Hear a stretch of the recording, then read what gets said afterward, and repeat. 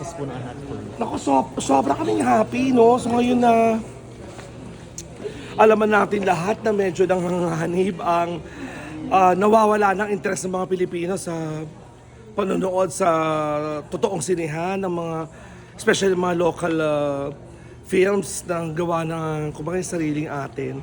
And I'm so happy na ang Unhappy for You ay box office success. Yeah. Para mag-400 million na yata, di ba? Near 400. Oo. More than na. To think na hindi siya kasama sa isang Festival. film festival. So, nakaka-proud. I'm extremely happy and honored and proud to be part of that movie. Ano yan? Diyos ko, ano ba?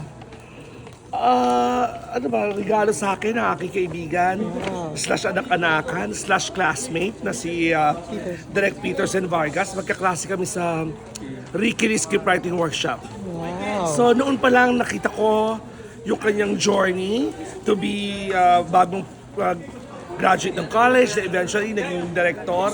Hanggang sa ito na, nag-work na kami together and it was a great success. And of course, I'm really happy and proud din kay Julia at kay Joshua. Alam naman niyo naman, especially me and Julia, we're very close kasi nga, first soap niya ng Mirabela, ako yung tatay niya. Yeah. Ngayon, tatay ang tawag sa akin ni Julia Barreto.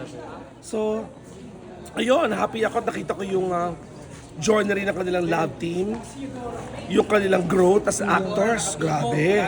Grabe dito. Yung laplapan. Todo na. So nakaka-proud talaga silang dalawa and ako talagang hanggang ngayon hindi pa rin ako makapaniwala na part ako ng isang successful na box office movie. You know, at my age, di ba, nakakagawa pa ako ng ganitong klaseng pelikula at happy ako, dumami ang aking Gen Z fans. Yeah. Kasi ang mga Gen Z, hindi na ako kilala. Oo, so sabi ko, yung mga fans ko, puro kapwa ko Gen X or Millennial. So ngayon yung Gen Z, nilalapitan na nila ako, kilala na nila ako. So isa yun, another thing na happy ako na naging box office success yung Unhappy for You. Ano na po masishare niyo sa Josh Lia off-cam since nakasama niyo sila? Naku, wala. Yung Ano matagal. naman? Bulungan ng bulungan yung dalawa na yan. Hindi ko na pinag-uusapan yata yung past nila. Parang sweet pa rin sila ba? Sobra. Hindi man, I don't wanna say sweet, but alam mo na kung ano man ang pinagdaanan nila nung araw na hindi maganda, ay nalampasan na nila yon. Ang pakiramdam ko, yung friendship nila ngayon is based on the fact na mas matagal silang nagsama na nagmamahalang masaya.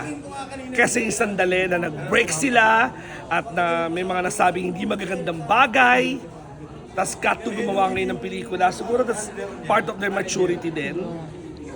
So, yun kaya tinitin ako the way they move, the way they talk, lalo na si Julia, my God, ilang taon lang siya ng Mirabelas, 16, 17. So nakita ko talaga yung kanyang growth as an actress and as a young woman. So yun, nakakaaliw lang na ganun na silang dalawa ngayon. Kaya pinag-usapan nga namin ng mga friends ko, ng mga filmmakers din, na parang may mga new breed na lang superstars. So, Ito ko ng balir ayun. Meron pa sana akong gusto sabihin pero wag na. Ayoko Go na po. away. Share na Hindi, po. alam, parang feeling ko lang na parang, ano ba to? Masaya ako na may mga new breed of superstars na magaling din umarte at that. Sa katauhan ni Joshua Garcia at ni Julia Barreto. So at least meron na tayong nadagdagan, may variety. So yung mga iba na alam mo ng, ano ba, mataas ng presyo or tinatawad ng gumawa ng pelikula, yung kahit pa paano may pumalit na sa kanila. And I'm pretty sure Julia and Joshua are the type of people na kahit ilang box office movies ba ulit yung gagawin nila, hindi lalaki yung ulo nilang dalawa. Minsan magugulat na lang kayo although minsan din kasi pag during shooting, bawal din na kasi ngayon mag-post. Like itong Unhappy for You. atat na ako mag-post na coming soon, ganyan. Kung hindi May pwede. timeline, Oo. kasi. Kaya yung picture namin tatlo, na-post ko na, showing na kami. Nakakalo yung character mo rin doon. Ayun. And happy for you, Tumatak still talaga. showing nationwide. Worldwide. Worldwide na nga ngayon. Ako, Ilang million na ba? 400 pa As yun. More than, as more of than 400. kahapon, magpo-400 na. So baka today. More than na. So please watch it. Huwag kayo magpahuli. Masarap yung feeling na yung after panoodin ng Unhappy For You. Totoo. Either makaka-relate ka kaya ang sarap ng feeling or makilala kang ganun. O sa iba na hindi pa napagdaanan nyo, at least prepared na kayo para pag pinagdaanan nyo, alam nyo yung mga idadialogue nyo. Thank you po. Yun. Thank you so Salamat much sa po. inyo, ha. Thank Salamat sa you. inyo.